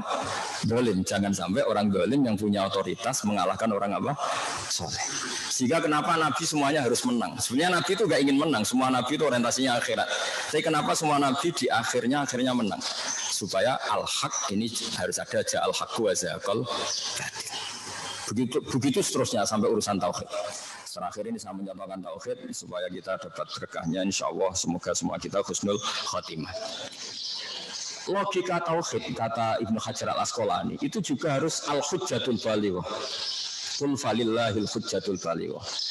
Argumentasi yang kelima, yang final. Sebab itu logika atau argumentasi oleh Allah sebagian disebut sultanan. Sultan itu raja, raja itu mengalahkan rakyatnya. Sehingga logika yang benar Allah menyebut sultanan. Sultan itu logika, hujjah. Nah kenapa itu penting? Kata banyak ulama, jangan sampai logika batil itu menyelimuti pikiran banyak orang, kemudian mengalahkan logika hak. Misalnya dulu kita tahu kalau baca sejarah, orang-orang Gerwani itu kalau didik anak-anak kecil, ayo pejamkan mata, ayo minta permen sama Tuhan. Terus Tuhan saya minta permen, terus nggak dapat permen. Lama-lama, ayo sekarang pejamkan mata, minta sama bu guru, dikasih. Berarti yang ada bu guru, yang Tuhan tidak ada. Itu dulu jalan. Tapi sekarang barokahnya ada guru-guru tauhid yang di musola-musola, di surau-surau, di madrasah-madrasah. Itu jelas. Hadhil maujudat, ini alam raya ini maujud. Maujud itu real. Bumi ya real, langit ya real, hewan-hewan ya real. Terus andikan kita ateis itu diajarin gini. Hadhil maujudat khalaqahal Adam. Ini hal yang maujud, penciptanya yang tidak maujud. Orang kan bisa stres ya. Ini wujud, diciptakan sesuatu yang tidak wujud. Bagaimana mungkin sesuatu yang tidak wujud menjadi sesuatu pencipta? Wong wujud saja, enggak kok menjadi faktor. Di mana-mana namanya faktor itu harus wujud. Nah, logika itu harus tertanam. Sehingga Quran sering ngendikan am khuliqu min ghairi syai'in ahumul khaliqun. Masa alam raya yang wujud ini kemudian diciptakan oleh sesuatu yang tidak wujud. Ciri khas tidak wujud adalah sesuatu itu tidak punya faktor, tidak menjadi faktor. Wong namanya saja tidak wujud. Logikanya gimana? Ya alam raya yang wujud ini pasti diciptakan oleh zat yang super wujud. Yang oleh Islam atau oleh ulama disebut wajibil wujud atau kausal prima atau apa. Nah, kata Ibnu Hajar al-Asqalani dalam menjelaskan salasun mangkun nafihi wajada halawatal iman. Halawatal iman dalam penjelasan ilmu kalam atau ilmu tauhid disebut iltizazan aqliyan. Agama ini datang dengan logika yang mudah. Kalau Anda orang yang pintar, orang yang cerdas, kemudian Anda dikasih tahu alam raya yang wujud ini diciptakan yang tidak ada. Diciptakan oleh sesuatu yang tidak ada. Pasti Anda nggak bisa tidur semalam. Bagaimana sesuatu yang tidak ada menciptakan yang ada? Ya enggak ada kok menciptakan yang itu sampai malam pasti nggak bisa tidur. Hidup mati lagi tetap nggak ada jawabannya. Tapi kalau kamu dikasih tahu alam raya yang wujud ini diciptakan oleh wujud yang lebih dahsyat, yaitu Allahu Akbar atau zat sing wajibil wujud. Ya wajar lah namanya wujud ini ya mesti kalah sama wujud akbar. Kan terus enak. Lah enak ini disebut iltizazan aqliyan. Orang menjadi nyaman dengan Islam. Maka agama ini liqaumi yaqilun, liqaumi yatafakkar. Itu macam-macam. Itu juga harus. Nah, sultanul akal, kekuatan akal seperti ini juga harus menjadi masif, menjadi konsensus, sehingga orang tidak lagi tergoda oleh was-wasatus syaitan dengan faham-faham ateis. Ini juga harus menjadi sesuatu yang masif, yang lazim, yang keniscayaan. Nah, tugas kita sebagai seorang guru atau seorang kiai atau seorang ustaz itu menanamkan seperti ini. Sehingga benar-benar yusabbitu walladzina amanu bil qauli tsabit fil hayatid dunya wa fil akhirah. Jadi cara berpikir ini benar-benar menjadi al-qaulu tsabit, sesuatu yang menghunjam di hati, tidak tergoyah. Ini pentingnya ulama-ulama yang akan menjaga itu. Nah, makanya saya dulu lama sekali derekan Mbah Mun, derekan bapak saya itu beliau cerita Islam itu tidak akan habis untuk mengawal Indonesia karena tadi misalnya dalilnya apa lembaga BPK, Qurannya apa ya ribet. Ya dalilnya gampang tadi, di antara ajaran Islam adalah memerintahkan yang baik, melarang yang mungkar. Cara melarang itu gimana? Supaya kemungkaran itu nggak terjadi. Caranya apa? Ya bikin lembaga yang bisa mengeksekusi atau memberi sanksi atau melarang itu. Ya tentu agama tetap ikut berperan, misalnya kiai mendidik masyarakat supaya tidak korupsi karena nanti ada adab akhirat gini-gini. Yang lembaga negara mungkin ancamannya penjara dan sebagainya dan sebagainya. Tapi apapun itu ketika Nabi cerita tentang unsur akhaka zaliman au mazluman, itu Nabi ditanya sahabat, "Fakaifa ansur hadza nansuruhu mazluman? Fakaifa ansuruhu zaliman?" Oke ya Rasulullah, kalau yang terzalimi saya tolong, bagaimana engkau memerintahkan kita menolong yang zalim? Kata Nabi, ta'khudhu fawqa yadayhi. Sebagai riwayat tahjuzuhu an zulmi. Kita punya kekuatan untuk melarang yang zalim berbuat apa? Zalim itu ya bagian dari syariatnya Rasulullah, karena inginnya Nabi kemungkaran itu enggak terjadi. Caranya apa? Ada kekuatan yang bisa menghalau atau yang bisa melarang terjadinya kemungkaran. Itu juga bagian dari nilai-nilai apa? Islam. Ya, saya kira demikian. Assalamualaikum warahmatullahi wabarakatuh. Terima kasih. Gus Bahak sudah menyampaikan tausiah dan mauidhah hasanahnya. kepada kita semua. Tadi ada beberapa catatan. Saya nggak berani menyimpulkan Gus, takut kualat saya Gus. Jadi ini saya hanya catat aja beberapa poin-poin ya. Antara lain misalnya tadi bahwa kita BPK harus kuat tapi juga harus bersih itu. Kemudian juga tadi BPK itu mungkin harus menolong yang terdolimi maupun juga yang mendolimi gitu ya.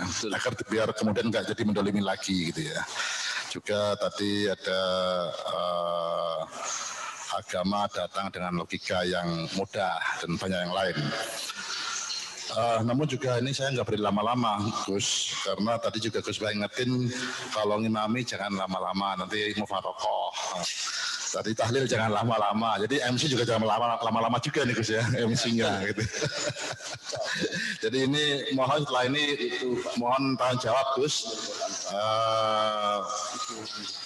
dari pejabat pimpinan maupun pegawai BPK, mohon dapat nanti jika ada ya mengajukan pertanyaan kepada Gus Baha. Mungkin untuk yang pertama dari yang hadir dulu di majelis di sini untuk dapat mengajukan pertanyaan. Silakan, apakah dari yang hadir ada yang mau bertanya? Dua Jawa juga atas Pak Wakil Ketua yang pertama, monggo Pak Waka.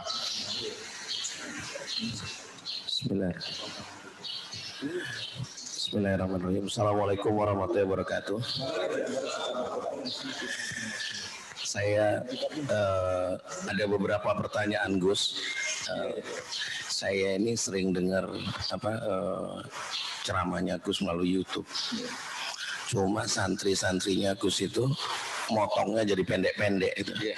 Jadi lebih banyak nggak ngertinya daripada ngertinya, karena langsung kepada pokok permasalahan, langsung kepada sampung. Pertanyaan sudah banyak, tapi nanti kalau bisa balik lagi. Tapi saya akan tanya beberapa dulu. Yang pertama terkait dengan kelembagaan kami, Gus. Terima kasih nasihatnya, terima kasih diberitahu dasar teorinya. Namun ada pertanyaan secara praktikus. Jadi lembaga seperti kami ini itu zaman Rasulullah, zaman sahabat, zaman tabi'in atau setelahnya itu ada apa tidak? Itu yang pertama Gus. Untuk melihat secara praktikalnya. Kemudian yang kedua tadi kita senang kalau orang yang sholat, orang yang soleh, orang yang baik dan kemudian kelihatan taat itu menduduki jabatan, senang. Nah kita ini pimpinan di BPK Gus. Ada trade off, ada kami melihat di lapangan ini ada orang soleh sudah duduk di jabatan, tapi kok kerjanya nggak becus gitu. Sholat ini. Nah pilihannya, lalu kita mau ganti orang yang tidak lebih soleh itu seperti apa Gus? Takut kualat juga di akhirat kan. Seperti apa pilihan-pilihannya? Itu pertanyaan dari organisasi ya Gus ya. Boleh lanjutkan lagi Gus. Kalau ini pertanyaan dari YouTube. Jadi dengar nggak ngerti catat, banyak sudah. Jadi Gus pernah ngomong di YouTube itu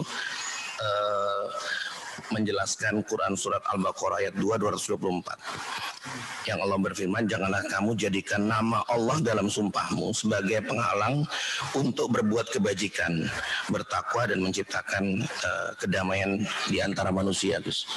Jadi kita sudah bersumpah dengan nama Allah untuk misalnya tidak silaturahmi tapi kemudian jadi silaturahmi. Nah pertanyaannya praktikalitasnya itu Gus, begitu kita membatalkan itu apa yang kita lakukan? Kafarat kah? Apa minta maaf kah? Atau tobat kah? Atau apa? Itu praktikalitasnya. Karena apa?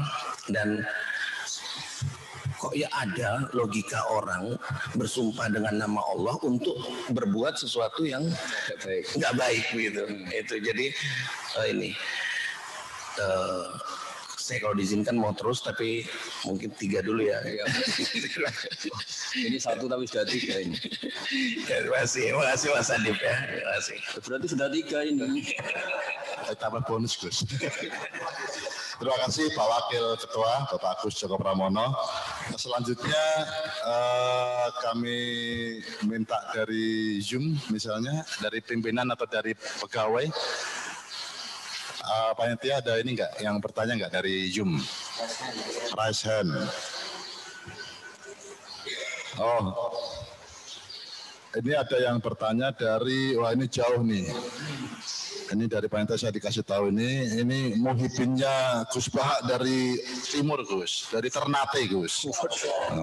Ternate ini jadi jauh-jauh. Di sana udah siang ini udah 2 jam lewat nih ini. Silakan yang dari Ternate Mas Hilman Fauzi Mubarak. Silakan di panitia silakan dibuka menu unmute ya, silakan. Ya. Assalamualaikum warahmatullahi wabarakatuh. Assalamualaikum warahmatullahi wabarakatuh. Mohon izin Pak Ketua, Pak Wakil Ketua, dan para pimpinan BPK. Terima kasih atas kesempatan yang diberikan oleh moderator. Perkenalkan, saya Hilman dari Maluku Utara. Gus, ada pertanyaan yang ingin saya sampaikan terkait dengan yang selama ini kami selaku pemeriksa BPK sering alami gitu. Termasuk tadi yang disampaikan oleh Gus Bahak kaitannya dengan peran BPK untuk memperlakukan orang yang telah zalim gitu, Gus. Yang ingin saya tanyakan adalah bagaimana caranya kita menghindari seminimal mungkin dari memperlakukan salah kepada orang yang sebenarnya dia itu tidak bersalah, tetapi khawatirnya kita, namanya juga manusia, kita ternyata memvonis orang yang sebenarnya dia itu tidak bersalah, tapi karena berbagai hal namanya manusia, ada kesalahan kita, ternyata kita nyatakan orang tersebut dalam tanda petik bersalah dalam pemeriksaan gitu. Bagaimana cara menghindarinya? Kemudian yang kedua, apakah ada doa yang dicontohkan oleh Rasulullah agar kita terhindar dari doa orang-orang yang mungkin tidak sengaja telah dizalimi oleh kita karena ya ketidaksengajaan kita dalam pemeriksaan. Karena mau tidak mau bagi beberapa orang diperiksa itu suatu hal yang ya kita sudah sebaik apapun, seprofesional apapun kita berlaku kepada yang kita periksa. Kadang ada beberapa yang mungkin nggak pas gitu penerimaannya. Nah, bagaimana caranya khawatirnya orang-orang tersebut mendoakan kurang baik kepada kita begitu. Terima kasih Gus atas jawabannya dan kesempatan yang diberikan kepada saya atas pertanyaan ini. Terima kasih. Wassalamualaikum warahmatullahi wabarakatuh. Waalaikumsalam. Terima kasih Mas Hilman dari Ternate. Ini satu lagi dari chat ini ada yang bertanya juga. Oh, enggak 2 lagi. Ini super bonus Gus, super bonus. Ini terkait dengan pemeriksaan tugas BPK juga Gus. Ini ada pertanyaan begini Gus. Apakah ada ghibah yang diperbolehkan? Misalnya kalau orang BPK Gus lagi meriksakan, mendiskusikan kesalahan orang, keburukan orang gitu Gus. Nah ini kira-kira ghibah membicarakan kesalahan orang, keburukan orang ini kira-kira hukumnya gimana gitu Gus? Karena ini dilakukan tiap hari oleh kira-kira gitu Gus. Terima kasih Gus, monggo Gus Bahak. Bismillahirrahmanirrahim. Ini BPK benar-benar berhati besar. Begini ya, saya akan menjawab secara fikih yang mudawan ya, fikih yang dibukukan, yang diriwayatkan dari saya sampai ya semuanya lah, semua ulama. Ghibah itu ada 6 pengecualian yang dibolehkan. Di antaranya itu ghibah yang menggunjingkan orang atau mengata-ngatain orang yang memang harus diperlakukan seperti itu. Di antaranya adalah mujahir bil fiski. Orang itu memperlihatkan kefasikannya. Karena dengan cara itu kita bisa memaklumatkan ke sekeliling kita bahwa itu salah. Misalnya ada perempuan pakai celana pendek misalnya terus jalan di depan kamu, terus kamu ngandani anak putri kamu jangan seperti itu haram. Kan itu ya ghibah, mungkin kita kenal namanya terus kenal kesalahannya. Itu juga misalnya ada orang yang ditangkap KPK karena korupsi, kita pasti nyebut orangnya. Karena kalau nggak nyebut itu malah ribet. Kamu menghindari nggak nyebut supaya Islami. Saya tadi melihat koruptor, orang mana orang Indonesia, namanya siapa? Ndak lah, saya nanti ngerasani ghibah. Akhirnya malah semua orang Indonesia tuh kayak seperti itu. Jadi menghindari ngerasani satu orang, tapi akhirnya kayak semuanya mungkin gara-gara nggak disebut namanya. Dan dalilnya para ulama dia dapat sudah dalil. Buktinya Quran juga nyebut misalnya Fir'aun, siapa beberapa aktor kesalahan kayak Abu Lahab. Itu bukti bahwa untuk kepentingan kebenaran itu kadang ghibah itu ya boleh kayak itu di al-mujahir bil fiski. Kayak Fir'aun kan memaklumatkan diri sebagai Tuhan, Abu Lahab juga memaklumatkan sebagai musuh besar Nabi. Jadi memang ada pengecualian yang termasuk untuk syahadah.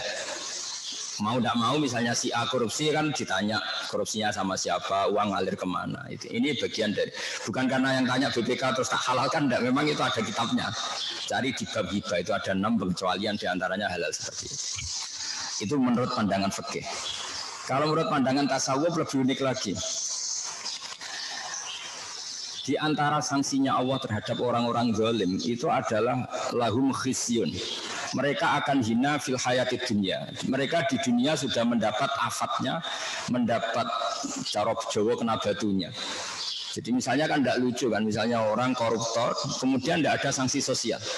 Sehingga Allah selalu bikin sanksi sosial. Delalah orang itu ngerasani semua, gunjingkan semua. Sehingga dia cari teman ini susah. Artinya apa? Ghibah itu ya haram. Tapi itu cara Allah untuk menghukum kemungkaran. Dan itu diantaranya karena jadi gunjingan masyarakat. Coba kalau ada perempuan nakal, atau ada koruptor, terus ada pencuri, kemudian tidak jadi gunjingan. Kan dia tidak pernah menjabat jera karena nggak ada sanksi apa-apa. Maka diantara sanksinya Allah kepada mereka yang salah adalah khisyun, ada kehinaan yang dia dapatkan di dunia. Diantaranya dicibir banyak orang. Nah tentu yang mencibir nanti kena hukum setelah melebihi batas. Misalnya, dasar maling, paling turunannya maling, bayi maling itu sudah melebihi batas. Yang maling dia kok bapaknya dibawa-bawa, mbaknya di apalagi terus bawa dasar maling, potongannya tidak keriting, paling merokok. Hanya orang yang pendek keriting terus ke bawah-bawah kan. Nah ini sudah berlebihan. Nah apalagi misalnya dasar koruptor, dasar partai ini, padahal yang di partai itu tidak semuanya. Nah itu sudah berlebihan. Jadi itu ada ilmunya untuk. Jadi makanya saya masih ingat ketika Mbah Mun ditanya ada penyakit tertentu yang zaman itu susah disembuhkan dan penyebabnya adalah kemaksiatan. Ada dokter yang ingin menemukan obat itu, Mbah Mun ngendikan kalau Allah ingin memberi sanksi, Anda jangan cari solusinya karena itu cara Allah ingin mendidik dia semoga menjadi tobat. Jadi di antara sanksinya Allah itu la'allahum yantahun, la'allahum yarji'un, semoga bisa kembali. Jadi kita ini jangan melawan Allah. Kalau Allah ingin memberi sanksi kok malah kita memberi solusi kan lucu kan. Ada orang yang karena sering main perempuan, main korupsi, kemudian jatuh di masyarakat, terus kamu istighosa mengistighfari dia, ya kan ya lucu. Allah ingin memberi sanksi supaya ngalami khizyun fil hayatid dunya. Jadi itu. Nah, kemudian yang tadi pertanyaan dari Mas Firman ya dari NTT itu kalau minta doa Maluku Utara itu doa itu masyhur dan sering saya amalkan di antara doa Nabi yang terkenal. Saya bilang terkenal ini karena mungkin saya keluarga kiai ya, jadi memang diajarin itu. Kalau yang nggak keluarga kiai ya latihan sekarang supaya terkenal juga doa ini. Allahumma inni a'udzubika an adilla a'udal au azilla a'uzal au azlim au yuzlam alayya. Itu masyhur itu doa itu. Di antara doa yang diajarkan Nabi adalah ya Allah, saya ini minta perlindungan Engkau supaya tidak jadi orang yang menyesatkan atau disesatkan. atau orang yang tergelincir atau tergelincirkan. Mungkin kita ada ingin korupsi tapi gara-gara godaan harta tahta wanita menjadi korupsi. Jadi watak kita baik tapi gara-gara digoda tidak baik menjadi tidak baik. Au adillah audul. Terus diantaranya adalah au azlim au yuzlam aliyah, atau saya menjadi orang zalim atau dizalimi. Dizalimi itu misalnya ada skenario besar yang sebetulnya Anda tidak korupsi tapi didesain sedemikian rupa seakan-akan Anda yang apa? Korupsi atau Anda yang salah. Jadi itu memang mulai dulu di antara yang dibicarakan Quran adalah siapa yang melakukan kesalahan sumaya rumi bihi barian, kemudian kesalahan itu ditimpakan pada orang yang sebetulnya ada salah. Barian itu maknanya orang nggak salah. Fakotih tamala bustana wa islam. Jadi ada di Quran sudah dibicarakan orang-orang yang nggak salah tapi didesain sedemikian rupa oleh kekuatan besar seakan-akan dia yang salah. Misalnya saya koruptor, bisa mengatur sedemikian rupa seakan-akan gajah ini legal, bisa menyuap legislasi atau legislator supaya ini diundangkan secara benar, padahal hakikatnya ini kepentingan. Itu juga ribet kalau seperti itu.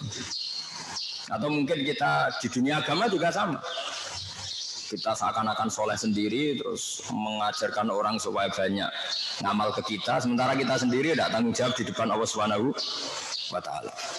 Saya punya contoh begini kalau dalam fikih. Saya sedang pengurus takmir masjid. Tentu ingin masjid saya itu bagus.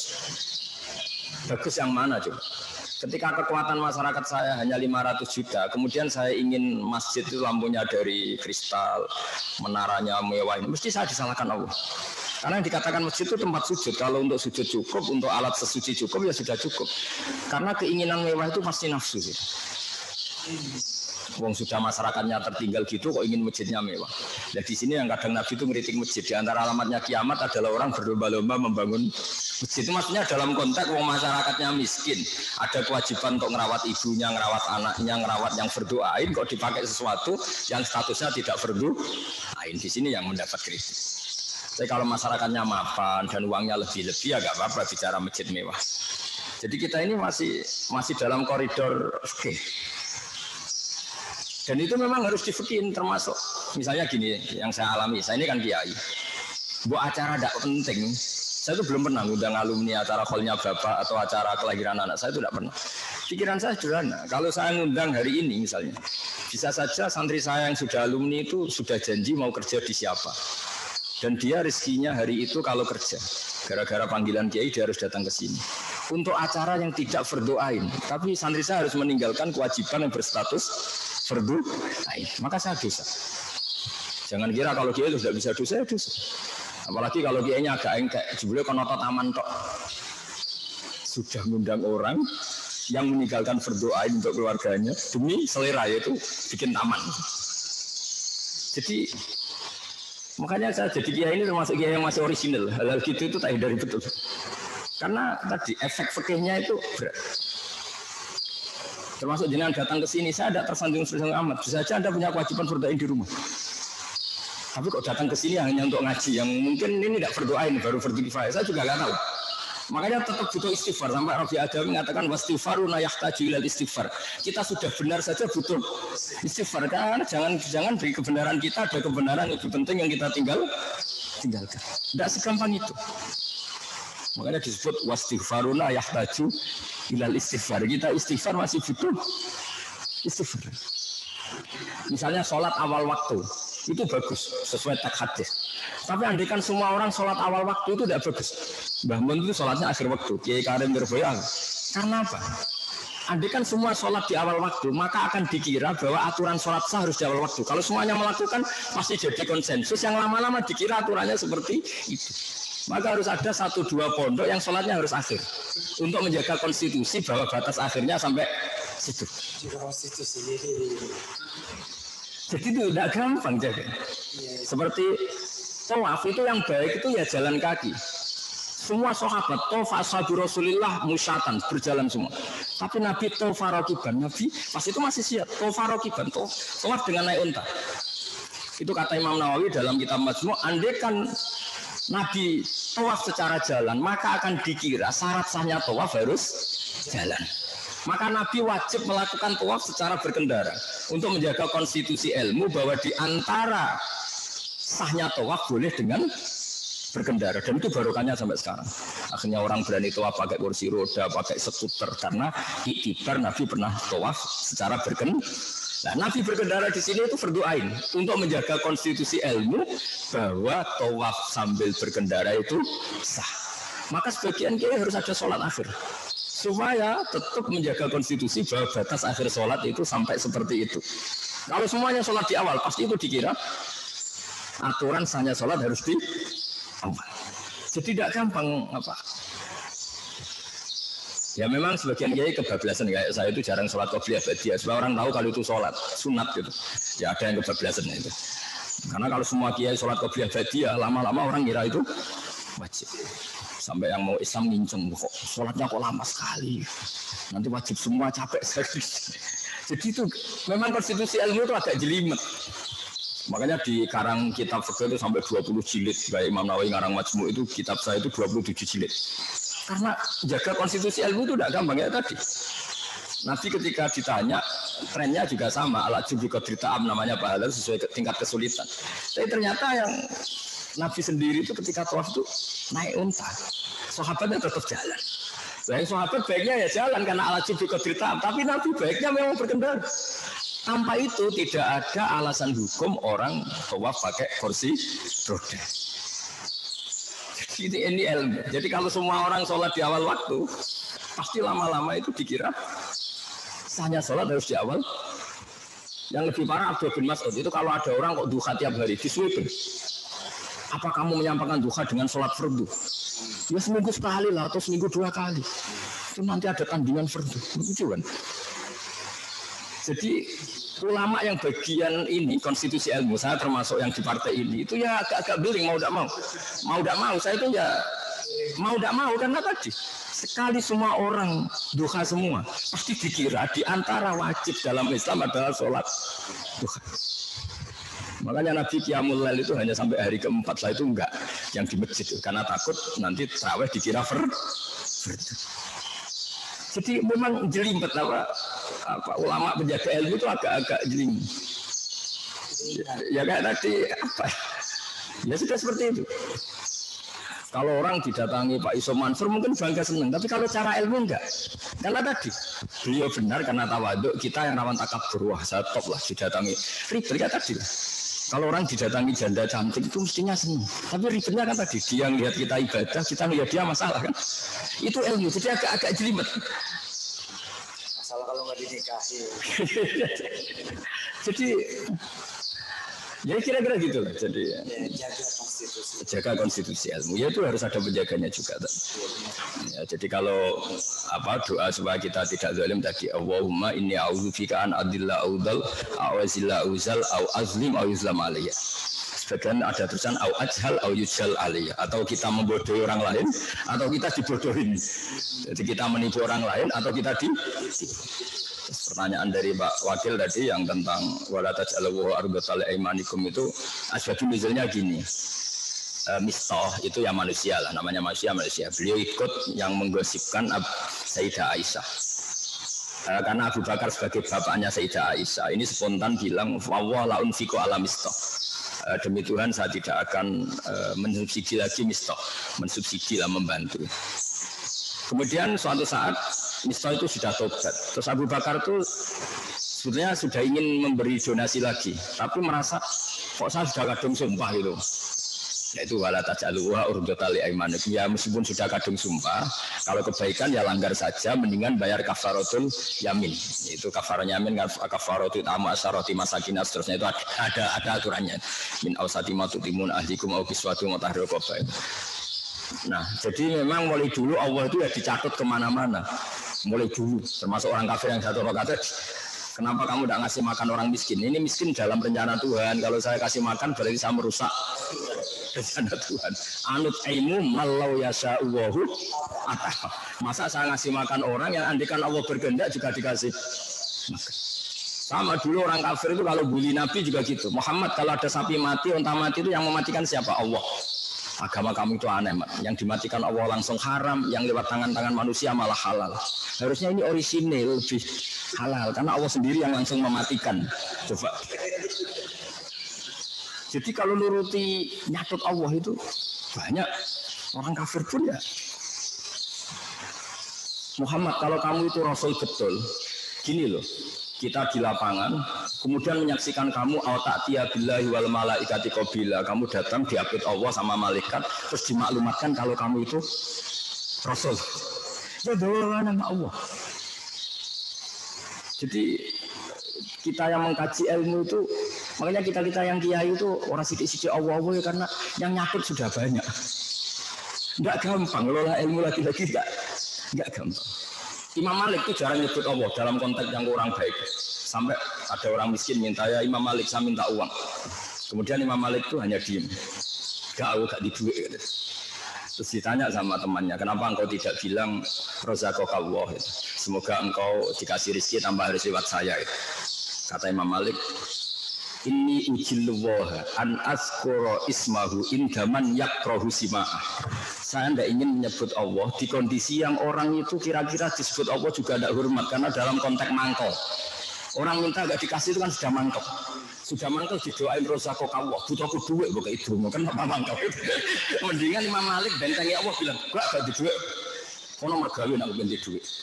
Mendingan dia yang terkenal sinis daripada menyebut Allah kemudian Allah jadi korban. Sampai segitunya ulama. Jadi ulama itu nyebut Allah aja diperhitungkan ini. Saking jelimetnya jaga konstitusi ilmu. Jadi ditanya sama temannya, kenapa engkau tidak bilang rozaqaka Allah misalnya, semoga Allah ngasih rezeki. Ini orang baru minta tidak kesampaian, ini kan anaknya mangkel. Ya duit ditungak. Sama kan seperti kita mungkin zaman anak-anak mahasiswa itu kalau sowan ke Pak D-nya, nak sawani selamat, butuh duit sawani selamat. Jadi ada kalimat-kalimat yang bagi orang tertentu tidak menarik.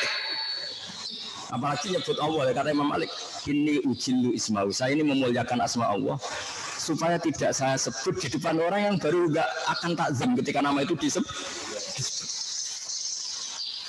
Itu ya ada ilmunya gitu. Makanya atas wala atas alwah urbatal ya iman. Ya saya kira demikian. Assalamualaikum warahmatullahi wabarakatuh.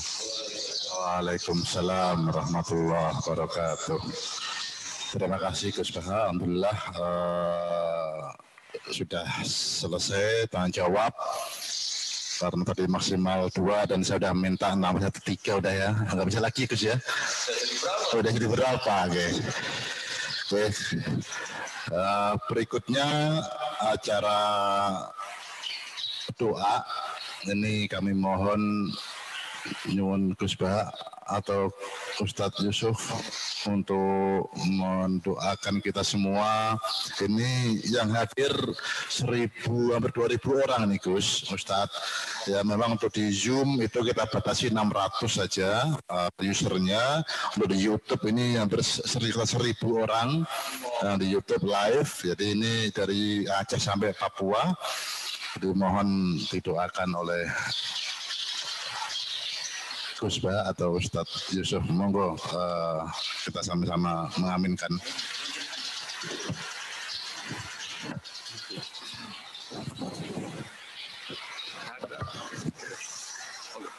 Bismillahirrahmanirrahim. Alhamdulillah ya Rabbul alamin.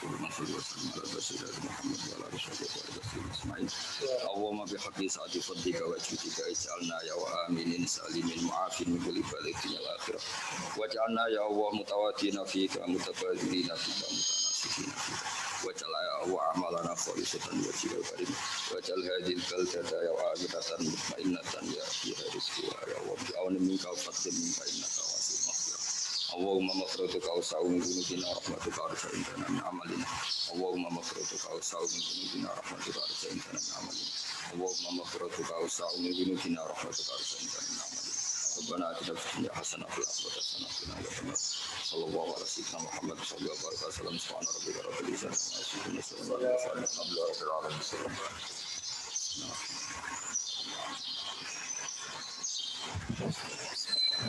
Amin amin ya rabbal alamin.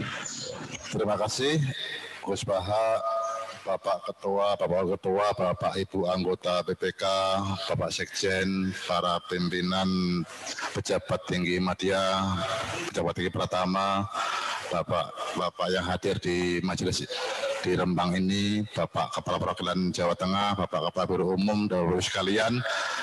serta mungkin ibu-ibu Dharma Wanita juga yang ikut mengaji. Alhamdulillah sudah selesai acara kita hari ini, pengajian BPK mengaji bareng Gus Baha. Semoga memberikan manfaat buat kita semua serta diterima oleh Allah Subhanahu wa taala. Terima kasih. Saya sebagai MC sekaligus moderator, apabila ada yang salah atau yang kurang nggak berkenan, mohon maaf sebesar-besarnya. Marilah kita tutup dengan bacaan Alhamdulillahirabbil alamin. Terima kasih. Wallahul muwaffiq ila aqwamit thoriq. Wassalamualaikum warahmatullahi wabarakatuh.